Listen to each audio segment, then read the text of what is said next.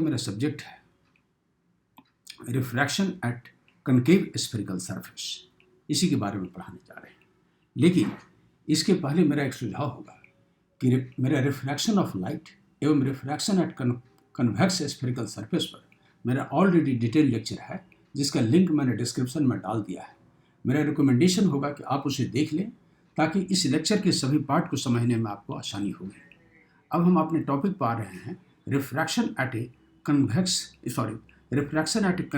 Spherical surface. इस topic को आज हम डील करने जा रहे हैं। ये देखा जाए, ये एक डायग्राम है जिसमें कि APB जो है ये कनकेव स्फेरिकल सरफेस है, और ये कनकेव स्फेरिकल सरफेस के जो है लेफ्ट साइड जो है ये रेरेड मीडियम है जिसका रिफ्रैक्टिव इंडेक्स μ1 है, और इस रिफ्रैक्टिंग कनकेव सरफेस के ठीक राइट साइड जो है यह डेंसर मीडियम है जिसका रिफ्रैक्टिव इंडेक्स कितना है μ2 है। तो ये डेंसर को थोड़ा घना से यहाँ शो कर दिया है, और ये रेयर को जो है सो ये मीडियम, ये जो है हल्के मीडियम से रखा गया है। अब ये देखा जाए, पहले हम डायग्राम को एक्सप्लेन करेंगे तो समझने में आपको और आसानी होगी। तो APB जो है ये हो गया कनकेव स्फेरिकल सरफेस, और कनकेव सरफेस है, कर्व सरफेस है, तो इसका कहीं न कहीं सेंटर होगा।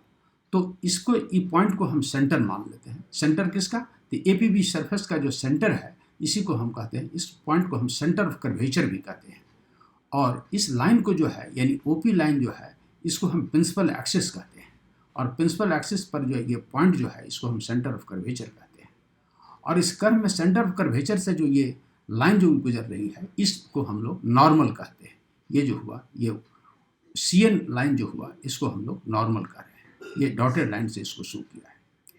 अब ये देखा जाए, ये प्रिंसिपल एक्सिस पर O जो है ये पॉइंट ऑब्जेक्ट है, और ये पॉइंट ऑब्जेक्ट से जो है रे ON रे जो है सो इस सरफेस पर इंसिडेंट होती है, और इंसिडेंट होती है तो आफ्टर रिफ्रैक्शन जो है ये जो है सो इस डायरेक्शन में चली जाती है, और ये हुआ रिफ्रैक्टेड रे, और यहाँ से लेके ये हुआ इंसिडेंट रे। रिफ्रैक्टेड रे को जो हम पीछे की ओर बढ़ाते हैं तो आई से आती हुई महसूस होती है, और इस आई को हम ये क्या कहते हैं, ये जो हुआ आई वर्चुअल इमेज हुआ किसका, पॉइंट ऑब्जेक्ट O का जो है ये क्या हुआ, वर्चुअल इमेज हुआ। क्यों? क्योंकि ये जो है फिर रिफ्रैक्टेड रे के डायरेक्शन में आती हुई महसूस हो रही है, अपीयर्स हो रही है, इसलिए इस आई को हम क्या कहते हैं, virtual image of point object O। और C पॉइंट को हम सेंटर ऑफ कर्वेचर कहते हैं, और सेंटर और P को हम पोल कहते हैं। और इस सरफेस APB सरफेस का ये P पोल हुआ, और सेंटर ऑफ कर्वेचर से लेकर के पोल के बीच के डिस्टेंस को हम रेडियस ऑफ कर्वेचर कहते हैं।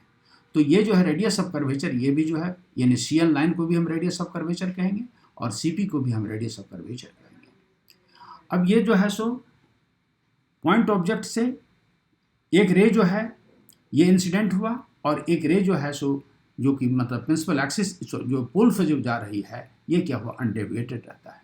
तो अब इसमें जो देखा जाए, पॉइंट ऑब्जेक्ट O का क्या हुआ, I जो है ये वर्चुअल इमेज हुआ, और C जो है ये सेंटर ऑफ कर्वेचर हुआ। अब NM लाइन जो है, NM जो है एक परपेंडिकुलर ड्रॉप किया है कहाँ पर, प्रिंसिपल एक्सिस पर। अब थोड़ा हम अल्फा बीटा गामा इसके बारे में, पहले हम I और R के बारे में एक्सप्लेन कर रहे हैं। आप ये जानते हैं, ये जो है सो ये रिफ्रैक्शन में बताए थे कि इंसिडेंट रे जो है नॉर्मल से जो एंगल बनाता है उसको हम एंगल ऑफ इंसिडेंस कहते हैं। यानी इंसिडेंट रे डायरेक्ट मान इंसिडेंट रे, और ये हुआ ये CN लाइन जो हुआ ये क्या हुआ, नॉर्मल हुआ। तो नॉर्मल और इंसिडेंट रे के बीच जो एंगल हुआ I, इसको एंगल ऑफ इंसिडेंस कहते हैं। तो ONC लाइन जो हुआ, ONC एंगल जो हुआ I, इसको हम कहेंगे एंगल ऑफ इंसिडेंस। क्यों? क्योंकि it is the angle between the incident ray and the normal. और ये जो नॉर्मल के ये रिफ्रैक्टेड रे है, रिफ्रैक्टेड रे जो है सो इस CN लाइन से जो एंगल बना रहा है इसको क्या कहेंगे, एंगल ऑफ रिफ्रैक्शन। यानी angle of refraction is the angle between the refracted रे एंड द नॉर्मल, और ये R है। और इसको हम इस मैंने रिफ्रैक्टेड रे को पीछे को बढ़ाते हैं तो आई से आती हुई महसूस होती है। तो ये लाइन और एक रेखा दूसरे रेखा को काटता है, तो ये सम्मुख कोण जो है इस सम्मुख कोण के बराबर होगा, ये एंगल इस एंगल के ठीक बराबर होगा। यदि एक लाइन दूसरे को काटे तो ये सामने के कोण क्या होता है, एक दूसरे के इक्वल हो जाता है। तो ये R है, इसलिए INC एंगल जो हुआ, INC एंगल ये भी R हुआ, इसको भी एंगल ऑफ रिफ्रैक्शन कहेंगे। तो अभी आपने देखा ये जो लाइन हुआ ONC, इसको एंगल ऑफ इंसिडेंस कहते हैं। एन सी ये एंगल ऑफ रिफ्रैक्शन हुआ आर, और इस एंगल को यानी इंसिडेंट रे जो है, नॉर्मल इंसिडेंट रे जो है, जो प्रिंसिपल एक्सिस से एंगल बनाया, इसको हमने अल्फा सपोज किया। ये रिफ्रैक्टेड रे का जो लाइन जो है, रिफ्रैक्टेड रे जो है, इससे प्रिंसिपल एक्सिस से जो एंगल बनाया ये बीटा है, और सेंटर ऑफ कर्वेचर जो है, ये जो लाइन यानी रेडियस ऑफ कर्वेचर जो है, सो इससे जो एंगल बनाया इसको हम गामा कहते हैं। ये अल्फा हुआ, ये बीटा हुआ, ये गामा हुआ। अब हम डायग्राम का हर पार्ट को तो एक्सप्लेन किया, और चूंकि लॉ ऑफ रिफ्रैक्शन में बताए थे कि इसको हम लोग क्या कहते हैं, एंगल ऑफ इंसिडेंस, इसको एंगल ऑफ रिफ्रैक्शन, यानी नॉर्मल के इंसिडेंट रे और नॉर्मल के बीच के एंगल को हम लोग क्या कहते हैं, एंगल ऑफ इंसिडेंस, और रिफ्रैक्टेड रे और नॉर्मल के बीच के एंगल को क्या कहते हैं, एंगल ऑफ रिफ्रैक्शन। अब हम जो है सो इसमें जो है सो थोड़ा हमने, अच्छा यहाँ ये देखा जाए, ऑब्जेक्ट यहाँ है, पॉइंट ऑब्जेक्ट से लेकर के पोल के बीच के डिस्टेंस को ऑब्जेक्ट डिस्टेंस कहते हैं, और इमेज का पोजीशन आया है तो इमेज से लेकर के पोल के बीच के डिस्टेंस को इमेज डिस्टेंस कहेंगे भी, और सेंटर ऑफ कर्वेचर से पोल के बीच के डिस्टेंस को आर को हम रेडियस ऑफ कर्वेचर कहते हैं। और एनएम लाइन जो है यह परपेंडिकुलर यहाँ ड्रॉप किया गया है। अब थोड़ा इस जो इतना जो लैंग्वेज में बोला है इसको हमने जो है यहाँ लिख भी दिया है। Let us assume APB be a concave refracting surface which separates a rarer medium of refractive index mu1, यानी APB सरफेस जो है ये कनकेव रिफ्रैक्टिंग सरफेस है, which separate जो सेपरेट करता है किसको, a rarer medium of refractive index mu1 from a denser medium of refractive index mu2, यानी mu1 और mu2 मीडियम के मतलब दोनों मीडियम के बीच में जो है ये सरफेस है, जो कि इसके लेफ्ट साइड जो है रेयर मीडियम है, इसके राइट साइड जो है वो डेंसर मीडियम है। इसी को बारे में let P be the pole of the concave surface, ये जो कनकेव सरफेस है इस कनकेव सरफेस का पी जो है ये पोल हुआ, सी जो है ये सेंटर ऑफ कर्वेचर है, C let C be the centre of curvature of the concave surface, O is the point object placed at a principal axis, वो जो ये है ये क्या है, पॉइंट ऑब्जेक्ट है जो प्रिंसिपल एक्सिस पर रखा हुआ है, यही सेंटेंस में लिखा है। O is the point object placed on the principal axis and I virtual image of point object O, यानी O का जो है वर्चुअल इमेज क्या हुआ, I हुआ। अगर डायरेक्ट बनता है तो उसको हम लोग क्या कहते हैं, रियल इमेज, लेकिन यहाँ महसूस होती है, आते हुए महसूस होती है, क्योंकि ये तो ऐसे इस डायरेक्शन में चली जाती है और यहाँ से आती हुई फीलिंग होती है, इसलिए इसको हम लोग वर्चुअल इमेज कहते हैं। अब हम थोड़ा आगे बढ़ रहे हैं। ये देखा जाए इस डायग्राम में NOC ट्रायंगल को जरा विचार करते हैं। एन हम लैंग्वेज में भी लिख दिए हैं, पहले हम समझाते हैं। यहाँ NOC ट्रायंगल में ये एंगल अल्फा है और ये एंगल जो है ONC एंगल क्या है, I है। तो इस ट्रायंगल में NOC ट्रायंगल में गामा जो है ये है एक्सटीरियर एंगल है और अल्फा और I जो है इंटीरियर एंगल है। तो एक्सटीरियर एंगल क्या होता है, सामने के इंटीरियर एंगल के सम के बराबर हो जाता है। इंटरनल एंगल यानी अल्फा और आई दोनों का सम जो होगा वो एक्सटीरियर एंगल गामा के बराबर होगा। So gamma equal to alpha plus I, यही बात को यहाँ मैंने लिखा भी है। In triangle NOC gamma is the exterior angle, hence gamma equal to alpha plus I. तो गामा का वैल्यू क्या हो गया, इस ट्रायंगल में क्या देखते हैं, NOC ट्रायंगल में ये अल्फा है और ये गामा है, ये इंटीरियर एंगल है, ये एक्सटीरियर एंगल है। तो gamma equal to alpha plus I. तो हम लिख सकते हैं यहाँ gamma equal to alpha plus I, और एक्चुअली मेरा एम है आई को निकालना, तो आई इक्वल टू हो जाएगा गामा माइनस अल्फा, और इस इक्वेशन को 1 सपोज किया है। अब फिर यही प्रक्रिया जो है सो हम इस ट्रायंगल में विचार करते हैं। NIC ट्रायंगल को इसको विचार किया गया, ये बताए थे ये जो है एंगल ऑफ रिफ्रैक्शन है, तो ये भी एंगल ऑफ रिफ्रैक्शन है। एक रेखा दूसरे को काटो तो ये सम्मुख कोण इस सम्मुख कोण के बराबर होगा, ये आर है तो ये भी आर है, और ये एंगल बीटा है। तो NIC ट्रायंगल में आर और बीटा इंटीरियर एंगल है और गामा जो है एक्सटीरियर एंगल है। So gamma equal to beta plus R, यहाँ लिख दिया है इस ट्रायंगल में। In triangle NIC gamma is the exterior angle, hence gamma equal to beta plus R. So R equal to gamma minus beta. Actually हमको R से interest है, क्यों, क्योंकि एंगल ऑफ रिफ्रैक्शन है और आई जो है एंगल ऑफ इंसिडेंस है। तो इसलिए इक्वेशन 1 सपोज किया आई के लिए, इक्वेशन 2 सपोज किया आर के लिए। दोनों इक्वेशन हम आगे यूज करेंगे, क्योंकि हमको समझाने में आसान पड़ेगा, इसलिए इस डायग्राम को यहाँ मैंने फिर एक बार बना दिया है और इसको हम लोग अब एक्सप्लेन कर रहे हैं। ये जो है सो आगे का रिजल्ट को बता रहे हैं। ये देखा जाए इस डायग्राम में अभी क्लियर किए हैं। अब लिखे हैं assume all the rays are paraxial, सभी रे पैरेक्शियल रेज है, इसलिए ये एंगल जो है यानी आई यानी angle of incidence, angle of refraction, alpha, beta, gamma सभी जो है सो एंगल छोटा है। ये लिखा assume all the rays are paraxial hence angles I, R, alpha, beta and gamma will be small, इसलिए चूंकि पैरेक्शियल रे है इसलिए ये सभी एंगल जो होगा वो क्या होगा, छोटा एंगल होगा। और छोटे एंगल के केस में जानते हैं अगर माना साइन टैन का वैल्यू अगर ये जो है सो माना छोटे एंगल के लिए अल्फा का वैल्यू अप्रॉक्सीमेटली टैन अल्फा के बराबर होता है, तो अल्फा को हम टैन अल्फा के मतलब बराबर लिख सकते हैं, लगभग बराबर, नॉट एग्जैक्टली, अप्रॉक्सीमेटली। यहाँ लिखा alpha is approximately equal to tan alpha.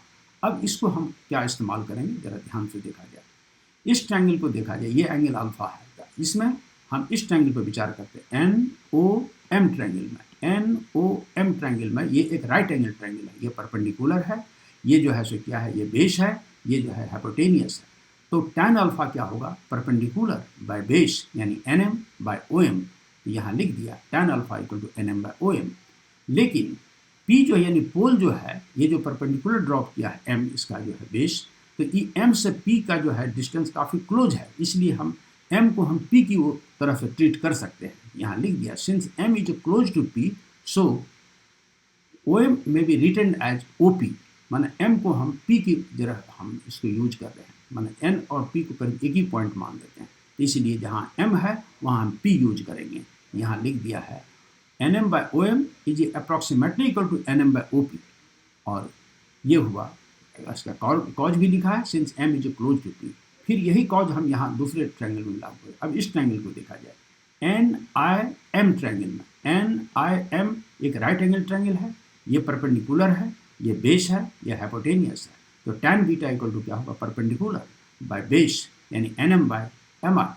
यहाँ लिखा है beta equal to tan beta NM by MI, लेकिन M जो है वो जो है सो P के क्लोज है, तो MI नहीं लिख करके हम उसको PI भी लिख सकते हैं। यहाँ वही सेम कॉज यहाँ भी होगा, तो NM by MI but it is approximately equal to NM by PI, क्योंकि M को हम P की जगह ट्रीट किया, इस इक्वेशन को 4 सपोज किया, इसको अल्फा वाले को 3 माना, बीटा को 4 माना। अब हम इस गामा पर विचार कर रहे हैं। ये ट्रायंगल को देखा जाएगा NCM ट्रायंगल में, ये जो है ये भी राइट एंगल ट्रायंगल है, ये परपेंडिकुलर है, ये क्या है, बेस है, ये है हाइपोटेनियस, तो tan gamma equal to perpendicular यानी NM बाय MC। यहाँ लिखा है gamma equal to tan gamma equal to NM by MC, और चूंकि M जो है P के क्लोज है इसलिए हम MC की जगह PC यूज कर दिए हैं। यहाँ जो MC जो यूज करते हैं उसकी जगह हमने PC हम लिखेंगे, ये लिखा है। इस इक्वेशन को 5 सपोज किया। अब स्नेल्स लॉ ऑफ रिफ्रैक्शन में हम ये जो है सो मैंने बताया था कि मेरा इसके पहले जो लेक्चर है उसमें मैंने डील किया है, बताया था कि μ2 by μ1 equal to sine A by sine R, इसको स्नेल्स लॉ कहते हैं। इसको फिर हम थोड़ा क्योंकि डायग्राम पर एक्सप्लेन भी कर देते हैं। ये देखा जाए, ये जो है रेयर मीडियम का रिफ्रैक्टिव इंडेक्स, ये डेंसर मीडियम का रिफ्रैक्टिव इंडेक्स। इस एंगल को I कहते हैं एंगल ऑफ इंसिडेंस, इसको R कहते हैं एंगल ऑफ रिफ्रैक्शन। तो क्या रूल है कि इस माना μ2 by μ1 equal to sine I by sine R, यानी sine I by sine R दोनों के जो है ये क्या होता है, इसको स्नेल्स लॉ कहते हैं। μ2 by μ1 equal to sine I by sine R, ये हम प्लेन सरफेस पर बताए थे और इसमें स्फेरिकल सरफेस पर भी जो है ये डील किया। तो ये क्या हो गया, μ2 by μ1 equal to sine I by sine R। अब क्रॉस मल्टीप्लिकेशन करते हैं तो μ1 sine I equal to μ2 sine R, और यहाँ लिख भी दिया since I and R are small angles, तो साइन में अगर I और R का वैल्यू छोटा हो तो साइन I को हम approximately equal to sine I लिख सकते हैं और साइन R को अप्रॉक्सीमेटली इक्वल टू हम R लिख सकते हैं। So since I and R are small hence we can write μ1 sine I नहीं लिखे μ1 I और μ2 साइन R नहीं लिखे μ2 R लिख दिया है। इस इक्वेशन को हमने जो है सो इसको 6 सपोज कर दिया, μ1 I इक्वल टू μ2 R। अब क्या करेंगे, इक्वेशन 1 और 2 में जो हम वैल्यू निकाल कर रखे थे इस वैल्यू का हम अब यूज करेंगे। यहाँ आपको बताए थे एक्सटीरियर एंगल के वाले केस में I equal to gamma minus alpha equation 1 हुआ और R इक्वल टू हुआ गामा माइनस बीटा। तो I और R के वैल्यू को इक्वेशन 1 और 2 से हम यहाँ सब्स्टिट्यूट कर देते हैं, यही लिखा है यहाँ।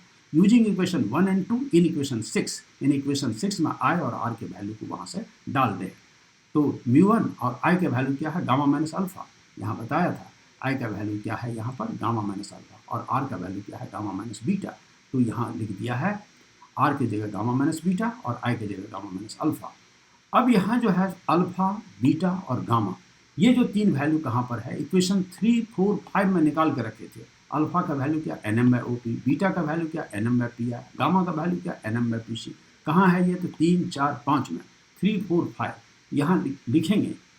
यूजिंग इक्वेशन 3, 4, 5 इन इक्वेशन 7, यानी 7 इक्वेशन में हम अल्फा, बीटा और गामा के वैल्यू को 3, 4, 5 से यहाँ सब्स्टिट्यूट कर रहे हैं। तो अब हम क्या लिखेंगे, म्यू1 और गामा का वैल्यू अभी जस्ट आपको ये बताया है। देखिए गामा इक्वल टू क्या है NM/PC, तो NM/PC हम गामा की जगह रखेंगे।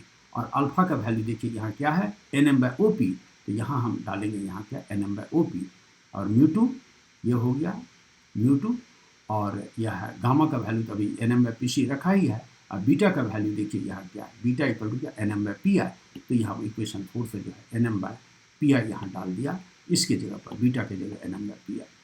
अब इस इक्वेशन में क्या करते हैं, NM जो है सो इसमें जो है दोनों में ये ब्रैकेट के अंदर है, इसको हम बाहर कर लेते हैं। यहाँ भी ब्रैकेट के अंदर NM हम बाहर कर लेते हैं। तब रेस्ट टर्म को यहाँ 1/PC minus 1/OP minus 1/PC minus 1/PI हुआ।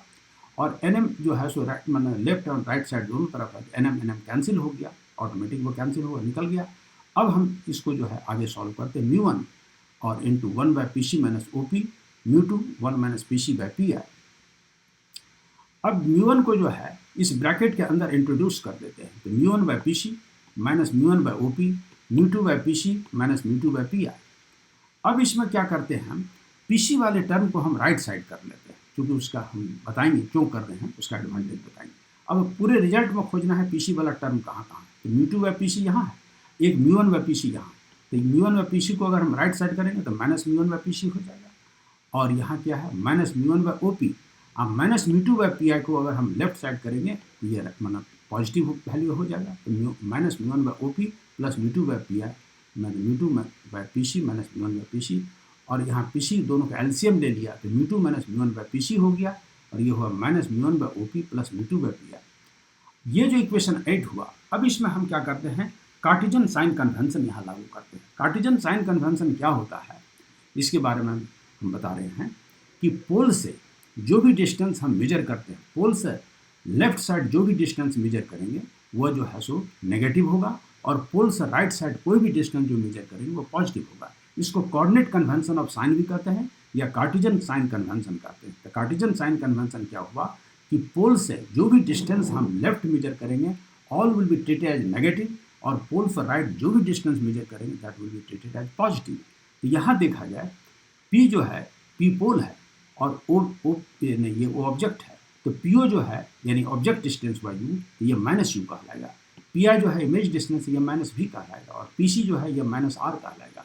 तो हम PO इक्वल टू लिखेंगे minus U, PI equal to लिखेंगे माइनस V, और PC लिखेंगे माइनस R। क्यों माइनस लिखा, क्योंकि पोल से लेफ्ट साइड जो भी डिस्टेंस होगा वो नेगेटिव होगा, और पोल के राइट साइड जो भी डिस्टेंस होगा वो पॉजिटिव होगा। इस कॉज को देते हुए यहाँ मैंने लिख दिया है, क्या लिखा है, using Cartesian sign convention we have OP equal to minus U, PI equal to minus V, PC equal to minus R। अब इसमें जो है सो में सभी वैल्यू को हम सब्स्टिट्यूट करते हैं। OP की जगह लिखते हैं माइनस यहाँ U, PI की जगह लिखते हैं माइनस V, और PC की जगह लिखते हैं माइनस R। अब इसमें जो है दोनों ओर माइनस है, तो ये माइनस को अगर कॉमन ले लें इस माइनस को, तो ये माइनस कैंसिल हो जाएगा। अब ये टर्म बचेगा क्या, माइनस म्यू1/U प्लस म्यू2/V इज इक्वल टू म्यू2 माइनस म्यू1/R। और इसको हम एडजस्ट करते हैं, म्यू2/V को हम पहले लिखते हैं और म्यू1/U को इस तरफ लेते हैं, तो ये माइनस म्यू1/U हुआ और म्यू2 माइनस म्यू1/R। ये जो 9 इक्वेशन जो हुआ यही मेरा मेन रिजल्ट है। ये क्या है, म्यू2/V माइनस म्यू1/U इज इक्वल टू म्यू2 माइनस म्यू1/R। तो म्यू2 क्या है, refractive index of second media divided by image distance minus refractive index of first media divided by object distance is equal to refractive index of second media यानी denser media, और ये refractive index of rarer media, दोनों का difference को radius of curvature से divide करेंगे। ये एक इंपॉर्टेंट फार्मूला हो गया, और इसी फार्मूला को हमें निकालना था। तो आज का मेरा डिस्कशन ये हुआ कि refraction at concave spherical surface पर जो है सो ये इस फार्मूला को मैंने डिस्कस किया, और आज इस लेक्चर को हम यही क्लोज कर रहे हैं।